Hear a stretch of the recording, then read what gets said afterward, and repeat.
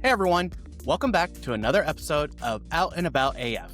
I'm your host Gabe, and this is the podcast where we share individual stories from the LGBTQIA+ community and its allies about their sobriety journey. And again, we're going to do something a little bit different. It's been brought to my attention that I have not shared my sobriety journey with all of you. And I have had the opportunity of going on to a couple of other podcasts to share my story. Shout out to Brad from The Sober Motivation and Melissa, The Sober New Yorker. They were great opportunities. I had a blast doing both of them, but you don't really know what you're doing. Or at least I didn't, I guess I would say. It was all a blur. I didn't know what I was saying. I know in one, I said the wrong word, and that's the only thing that stuck out to me after the podcast. And it was kind of like, well, all right, that was said. But no, they were both great experiences of sharing my story with people. But, you know, there's always kind of reflecting back. In some, you're like, well, maybe I forgot to say this part or explain this part a little bit better. So now that I got a few episodes, under my belt, I figured I would come on and share my experience with everybody. And just to let you know, this is going to be a two-part episode. So the first part, what I'm going to be talking about today, it's really just going to be about how I got into this issue with alcohol and kind of along the ways, how I kind of shaped my life and kind of basically where I hit my turning point. And in the second episode, I'm going to be talking about my first full year of sobriety. At this point, I have about 15 months, I believe, if I remember correctly, about 15 months of sobriety. So I'm going to share that full year. And I've had a few questions of what was the change for you? And, what do you do along the way? Like, I've had comments or I've heard people say their first year or their first couple of months suck. And it's kind of true sometimes, that's just kind of the reality of this situation. So that's going to be in the second part. So I guess let's go ahead and dive in.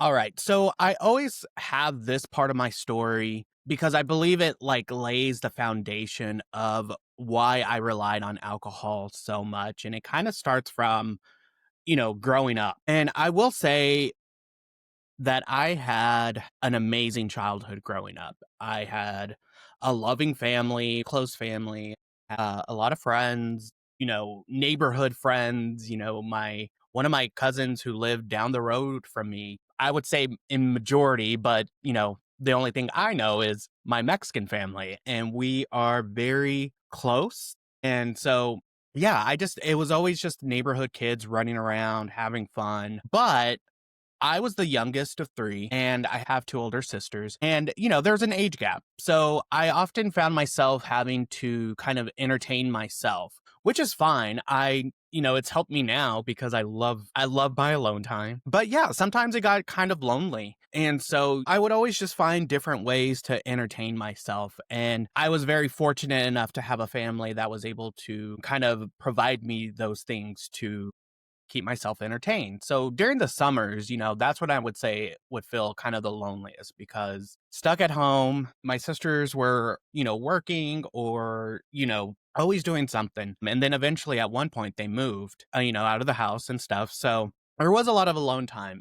But I always remember just being fearless and just going and doing things. I never really thought about consequences, but I feel like that's, every kid, right? And I always loved telling this story. And I feel lately, I've been talking about kind of our inner child, and I haven't really gone back to that. I might want to at one point. But when I was very young, I got the people who took care of me. I think maybe I was 4 or 5. I'm not too sure on the age, but the guy was working on his roof, and I climb up the ladder, and I'm sitting there just sitting next to him, and he freaks out. How did he get up here? How am I going to get him down? That whole thing. And so I was always really very active, and, I love playing sports. I love gymnastics. And so I was always doing something. And growing up, I always knew that I didn't want to do all the quote unquote boy sports. I loved baseball,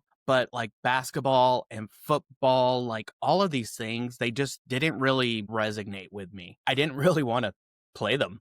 And so I got into gymnastics and I just loved, just jumping around and doing all those things. It was a lot of fun, right? They say in the Olympics, the most watched sports are gymnastics. So yeah, I just always enjoy doing that. But I didn't really know what being gay was or what that whole thing. I really didn't know. I just knew it was a negative thing. We hear that's so gay or you're gay, and it was always just a negative connotation on it. So when I kind of realized when I was gay, I kind of figured that out pretty early on. And I remember there was one time in fourth grade, we were sitting in class and a friend comes up to me and she asks, "Hey, some of the guys over there want to know if you're gay." And I'm like, "Wait, what?" Internally, I'm freaking out and I'm like, "What the hell? Like, what's going on? How do they know?" But it was because of how I was holding my arm, kind of had the arm up with the limp wrist, which, hey, I remember that being a very pivotal point for me because I was like, "Well, I have to change. Like they're going to find out. I don't want them to find out. I don't want to be known as that person because, it's bad." Like that was the thing. It was bad to be gay. And even, we're very religious growing up.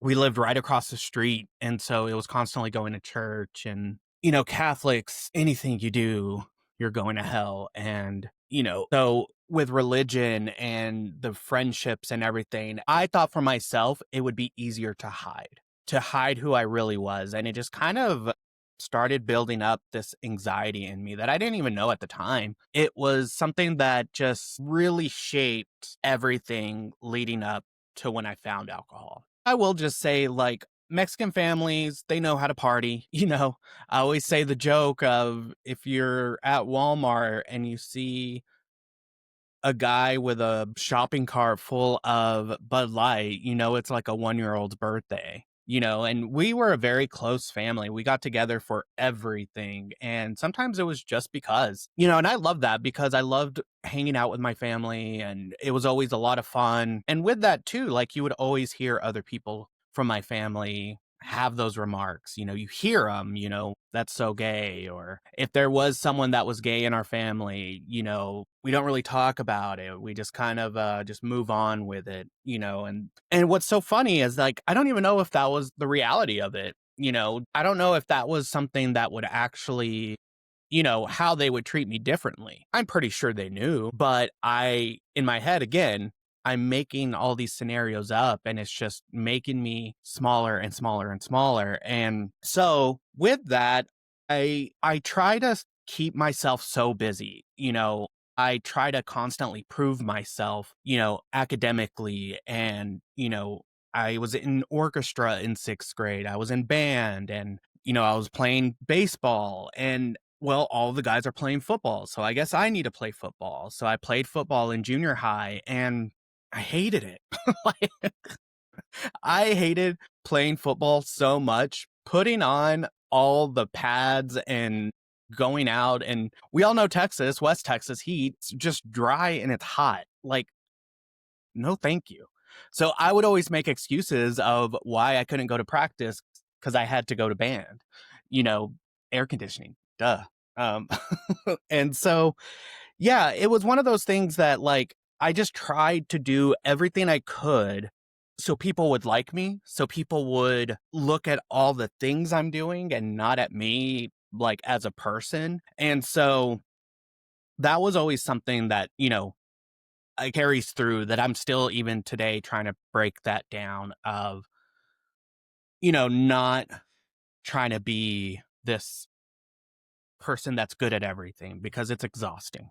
So yeah, that's kind of like the foundation of what led to me drinking. So yeah, I had tried alcohol kind of growing up, like sneaking drinks here and there and but never enough to get drunk.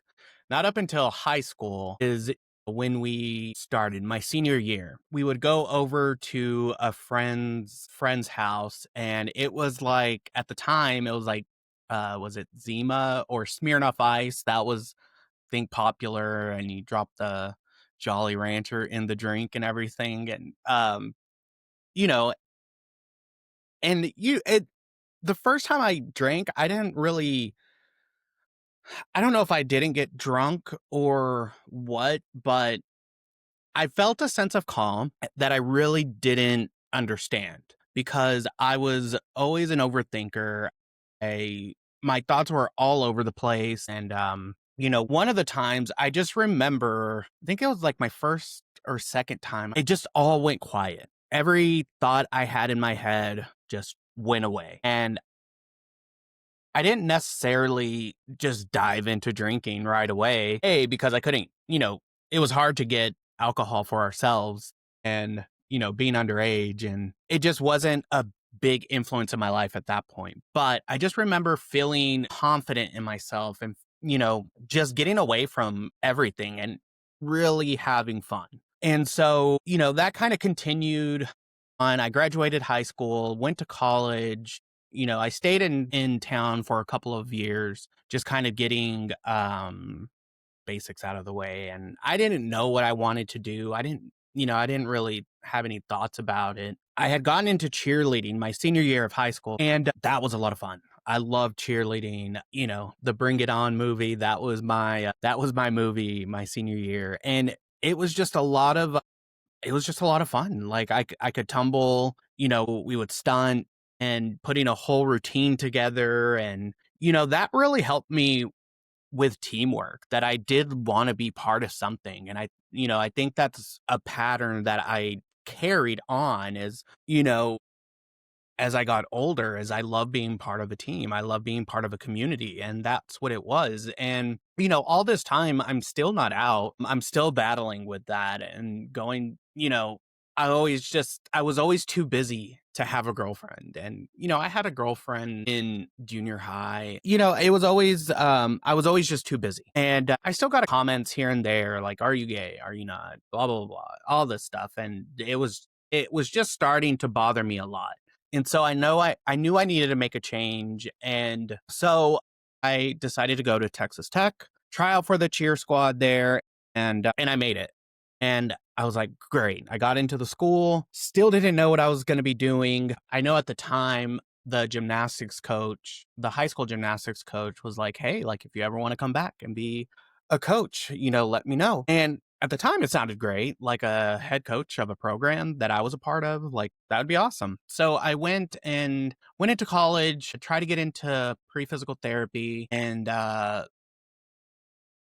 school's hard. Yeah, it just got hard. Obviously, I didn't know how to study. Like, high school was so easy for me that I got bored in high school.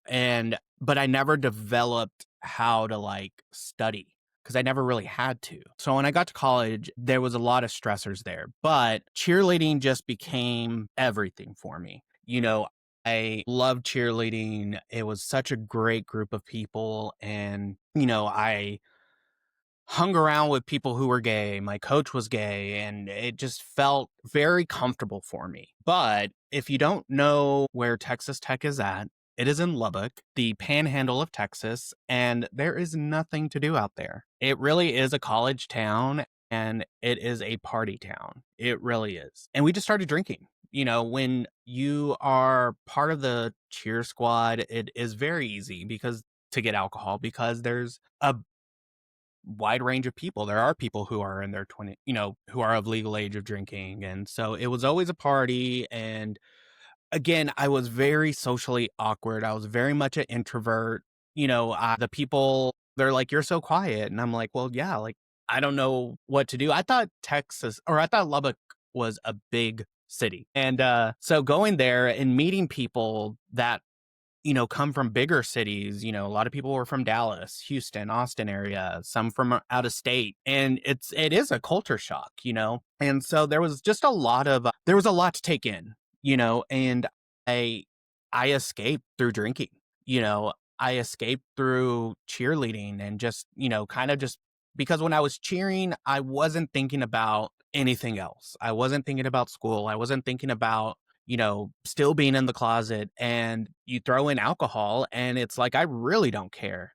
And my grades started to suffer, but I always did enough to get by up until one semester. I ended up getting really bad migraines. It turned out I had like a pinched nerve in my neck, and I think I got like a 1.6 that semester, and I had to go to summer school. But ultimately, I came out after my first year of college, and no one cared. I was probably in the safest environment to come out, and that was being in cheerleading. And so for that, I'll always be grateful. I remember there was this one time that we were having a party at the house and we were getting ready, and a friend came over early. She came over to get ready. And, I was like, okay, I need to start telling people. So I told her, I was like, hey, like, I just want to let you know that I'm gay. And she was like, okay, what are we drinking tonight? And I was like, almost, I was a little taken back because, like, I was like, I just dropped a bomb on you and you're okay with it. And, I didn't know what to expect, what kind of reaction I wanted her to have, but that wasn't it. But it just, it really just put into, reality that I was in that safe environment. So that was a stress relief. And I was able to finally start being myself more. And alcohol compounded on that. I started acting more wild. I was starting to, I would get angry, and because I still bottled a lot of stuff up, like anything that would upset me or anything that would stress me out, I would bottle it up and it would just come out in the wrong times. And that is kind of like the cycle going through. So eventually, I was able to graduate with my bachelor's. And again, still not really knowing what I wanted to do, I ended up going back for my master's. And that was the point where I started drinking because I was extremely stressed. Before we were just having fun and it's something that you do. This was the time where I was stressed out and I wanted to escape. I wanted to just kind of numb everything. Even though I enjoyed my classes and I still wanted to graduate, but I mean, getting your master's, obviously, it is more challenging. And I just that's when I started to drink because I was stressed out. And I think that's where it just kind of started to go a little bit crazy, because at that point, I was drinking to black out. They have those memes out there that has like, if you're not drinking to black out, then what are we doing here? And that was my motto for the longest time. So, my last year of college, I ended up getting my first DUI. I thought I was going to surprise my family and it was going to be great. It was like a holiday weekend, so I decided to drive home. Now, from Lubbock to Odessa, that is 2 hours, an hour and a half if you are not going the speed limit. And so I was like, oh, I can make it a great time. Like, I'm not even that drunk. And so I'm driving home. Mind you, this is kind of late at night, driving home. Great. I think I'm almost 30 minutes away from getting home, and I reach down to pick up something in my car, the passenger seat, and I spin my car. I don't remember anything else. The next thing I know, I'm waking up in a jail cell, and I don't know what happened. Don't know where I'm at. I'm starting to freak out. And then, I don't know, maybe couple of hours later, my sister and my dad picked me up, and we're walking out. We get in the car and we just kind of like laugh about it because we just did, nothing that extreme had ever happened to my family. So, so we get home and it's just, I'm feeling like crap. And turns out my car was totaled. And so, I remember going over to my cousin's house and walking in and still feeling ashamed. And I tell people, like, yeah, I got a DUI. And their reaction was laughing.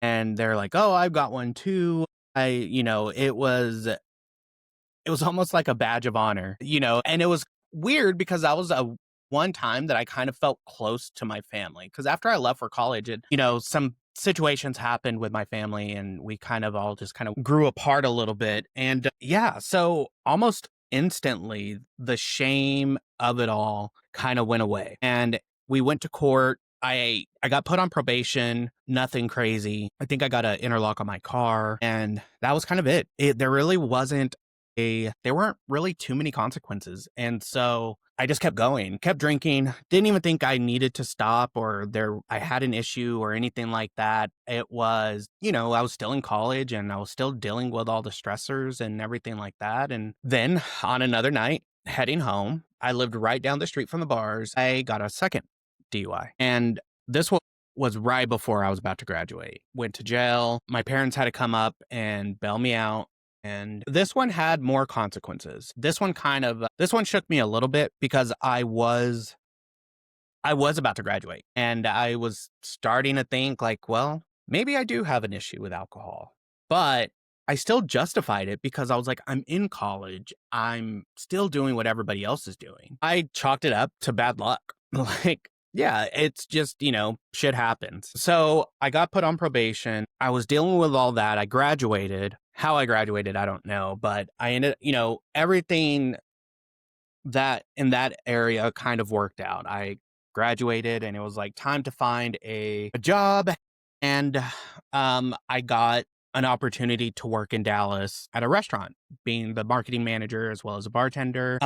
So I worked to get all my probation stuff transferred over. And yeah, I was on my way to Dallas. And during that time, I was court appointed to go to an IOP as well as so I started doing those. And that was my first time ever going to AA. I just went in and some of the stories you hear in the AA, I sat in the back. It was, I had to attend a certain amount of meetings. They had to sign it after each one. And I'm hearing people's stories and I was like, can't relate.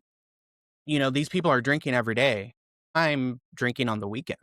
At that point of where I was drinking, like in my undergrad, yeah, we were drinking almost every day. Starting on Wednesday, we would go all the way, all through until Sunday.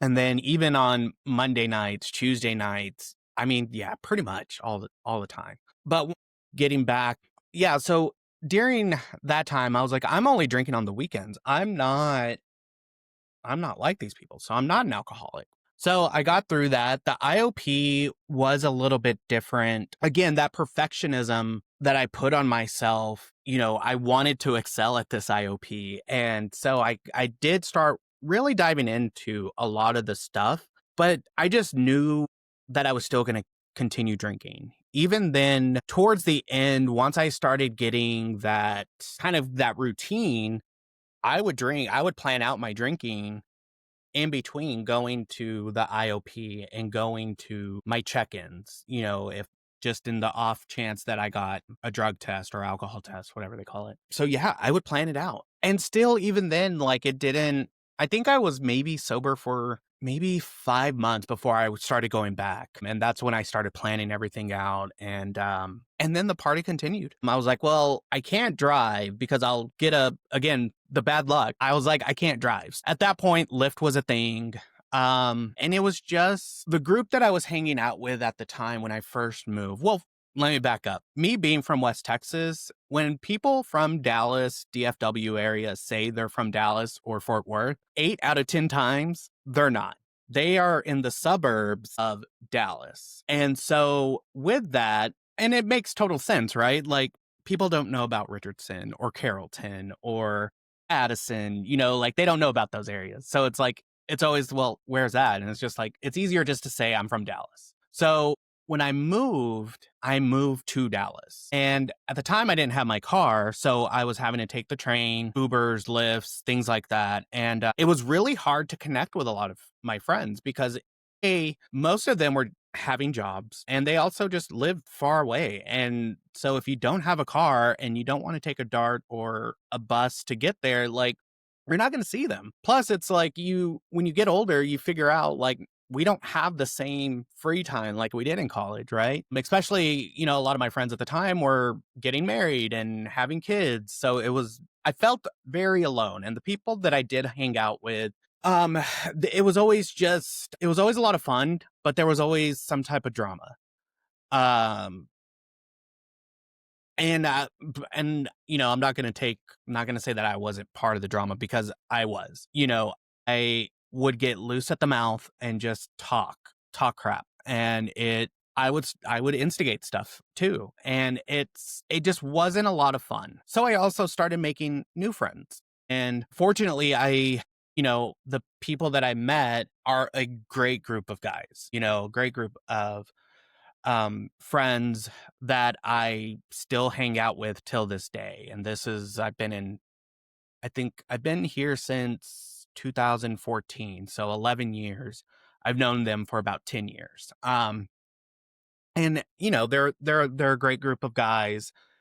But what I liked, it was fun. It was all about going out, having a good time, and that was it. There was no drama, there was nothing. But again, I was in a situation where I didn't know anybody, felt very insecure, very socially awkward. Social anxiety was through the roof. I remember taking a couple of drinks before I would even leave my house to go to these places. And, it was a lot because then at the time, it still exists, the different types of communities within the gay community, the bear community, and, that's part of the group that I kind of gravitated towards. But with them, you have a whole array of people. You had guys with, muscles and, they would get all the attention. And so it's like, you develop all these kind of feelings like, well, maybe I need to get bigger and put on more muscle, and it becomes a total vanity thing. And that always happened even in college. In college, just really quick to kind of tie something in, because I've always had these like body issues. I was always the bigger guy, the broader guy. Everyone else was super tiny. And, for a tumbler, and that's what I was called on my team. As a tumbler, you're supposed to be tinier or lighter, I'll say, because it's better on your body. So yeah, I remember there would be times that I would like not eat or eat very little. And then I got to a point where I didn't care. I was just so wrapped up in drinking that I just started eating everything. And then I gained weight my last year. And so I've always had these things. And then you come to this group and it's even more apparent, because Dallas is very central to, well, it is central to the United States. So a lot of people come into Dallas. And so you're seeing all these guys that are like super popular on social media and just all muscled out. And so it messes with you. So it was like I was too skinny for some people, but then too big for other people. Like it was just weird. Um, so I drank.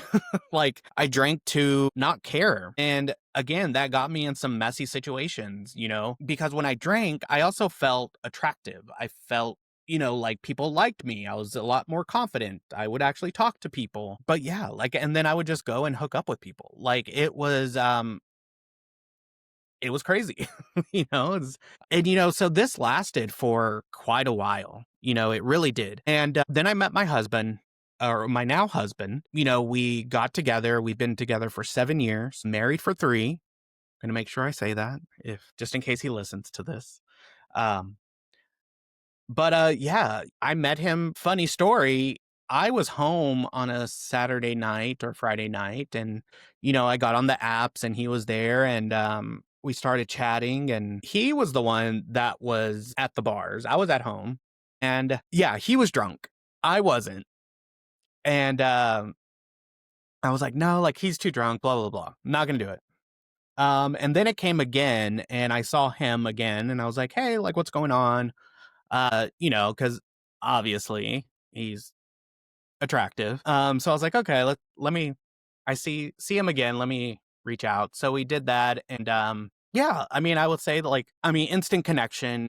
You know, I was so tired of just dating and hooking up, and it got exhausting. So when we got together, it was easy, and fell for him. We went on dates and, quickly, became official. But I was still drinking. I was still doing everything that, I continued to do. And that caused a lot of bumps. I would say 9 out of 10 times any arguments we had were from me, because I wanted to drink more. I wanted to keep the party going. And he's a total normal drinker. He can take it or leave it. And even now, like, he rarely drinks. He'll have like one or two, but then that's about it. So yeah, it was, we continued going through there. And I think during that, when you're with someone and you're having to constantly apologize and just go through it all, my anxiety started getting the best of me of, I'm tired of doing the same cycle. And, I had a really close friend group that we were talking every day. And I thought these were like my best friends, my family. Like, we were in a group conversation. We would text good morning, text good night. We would do movie nights, go over to a friend's house and, always go out. And it was all great until it wasn't. And, there was some issues in the group. And again, we all just kind of went our separate ways. And, I justified it in my head that I had, I was always starting something. My anger would just come out of nowhere. I was angry at my job, but I would take it out on someone else. And it just got really bad. It got really toxic. And, in retrospect, like, I don't blame them. I mean, I'm still friendly to them now. I still consider them friends, but maybe not on the same level. When I see them out, we say hi, and it is what it is. We all find our own groups, and that's what I needed then, and it's not what I need now, and that's totally fine, right? And then I'm not drinking every day. I would drink maybe Friday, Saturday, mostly just Fridays, because then I was recovering all day on Saturday, and, I was having to like apologize, like the anxiety of it all. Like, who did I talk with? What did I message? Who did I text? Do I need to apologize to my husband? Like, all of this stuff. It was getting to a point to where I started seeing it as a problem. And I would reach out to people and I would talk to my husband about it. And, he was like, well, maybe you just have a few, like, just moderate. And, I would try it. I went from drinking nothing but vodka sodas to, okay, well, I'm going to drink beer. And you drink enough beer, it doesn't really matter, and then I would try drinking water or a soda in between. And if you think about it after that, once you're 2 or 3 drinks in, you're not really like caring about that other drink. You want to get drunk. And so that also continued. And so there was one point that I was like, okay, I had messed up really bad. And I was like, okay, I'm going to go to AA. I'm going to try it out, go to AA. And I'm sitting there and I hear a couple of stories from them. And it was super, not from them, it was one individual. So I'm not going to say it's all AA. It was this one individual who I didn't even know. I mean, if I walked by him, I couldn't tell you. It was just a very judgy comment at the time. And it was something along the lines like, well, if they're not here yet, they'll be here soon. And he was talking about the community at the time that I was a part of and, everybody who drank and stuff. And I'm like, well, that's kind of shitty. Like, cause we all know not everybody has a drinking problem. And so as I'm walking out, I got approached by 3 people asking me, like, do you have a sponsor? Here's my number. I'll be your sponsor. And I just got overwhelmed. Like, what? like, um, and it just left, I just justified it in my head that it was a bad, bad situation, that AA is not for me. And in retrospect now, I realized I just wasn't ready to give up drinking. And another instance that came a little bit later on was after it was I think Cinco de Mayo. Yeah. It was a Sunday fun day. And if I don't have to work on a Monday, I'm going out for Sunday fun day. That was the thing. And I was on my way to getting blacked out, and there was one clear moment that I kind of came to, and I was okay with how my life was. I was okay with going out, being a drunken mess, ruining relationships, messing up things with my husband. I was okay with that because I could apologize the next day and everything would be fine. We would work it out. I'd work it out with who I needed to apologize with. And, they would always say, oh, well, you weren't that bad. And it was like, okay, well, that immediately, like, it wasn't that bad. So, okay, great. Awesome. And I'd be ready to go again the next week. And I was okay with that. And the next day I wake up and that feeling scared me.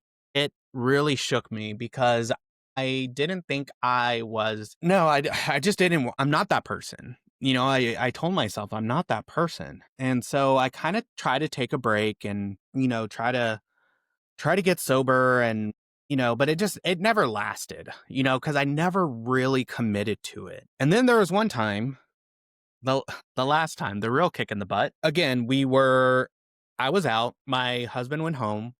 Again, I wanted to party. I kept wanting to continue. My phone dies. I thought it'd be a great idea to walk home. And mind you, it's maybe 5 miles and it's part of downtown. If you know Dallas, it's not the safest area. So I walk all the way to a gas station and I'm like, okay, well, if I get to the gas station, I can buy a charger. I could charge my phone and then I can get an Uber home. I get there, they're closed and they have a taco shop right next to it. And I go over there and I'm like, hey, like, do y'all have a phone charger? My phone died. I'm trying to get home. They don't have one. So I'm out there and I'm like, oh, shit, like, what am I going to do? Luckily, this guy, he offers me a ride home. And me being drunk and not really, doing anything, like, I was like, okay, cool. So nothing bad happened. I feel like I was setting that up to say like something really bad was going to happen.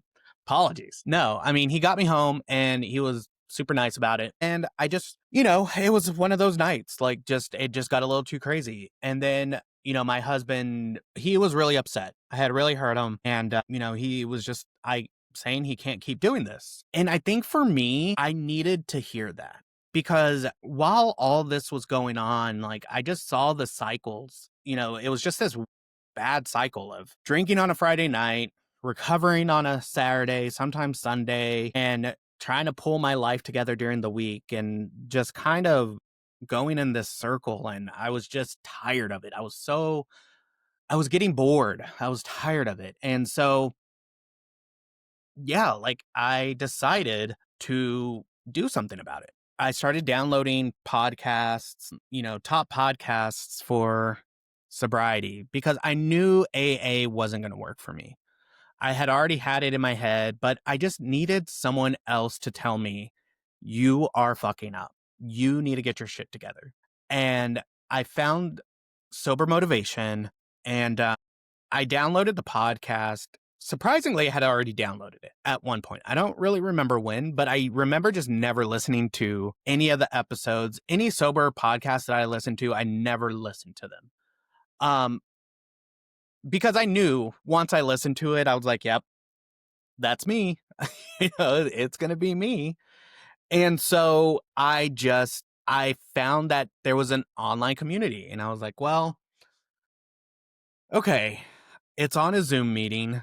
I think I can do this, So I joined the first meeting and almost immediately I related to them on how they felt. And it was it was just kind of refreshing, It really was. I felt seen.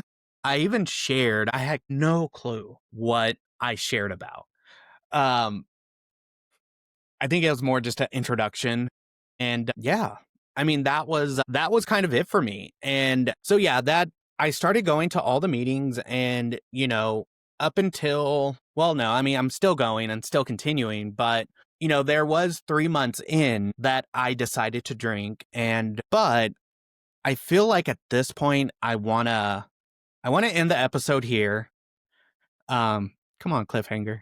I want to end the episode here because I feel like I didn't realize I was going to be talking this long. And, I want to make sure that I give this a fair amount of time on it, because that was a pivotal point, is when I did relapse. So yeah, I'll end that here. I just want to say thank you to everyone who was a part of that, who supported me through all of my mess. My family, my mom, my dad, my sisters, my husband, mostly, of, not giving up on me and really just being there for me.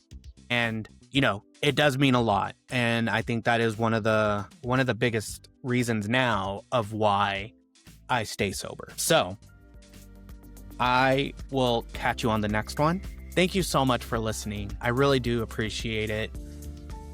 Have to do this. If you did like this episode, please share it, follow, leave a comment, do all that great stuff. I would really appreciate it. And I will catch you on part 2 of my full sobriety journey.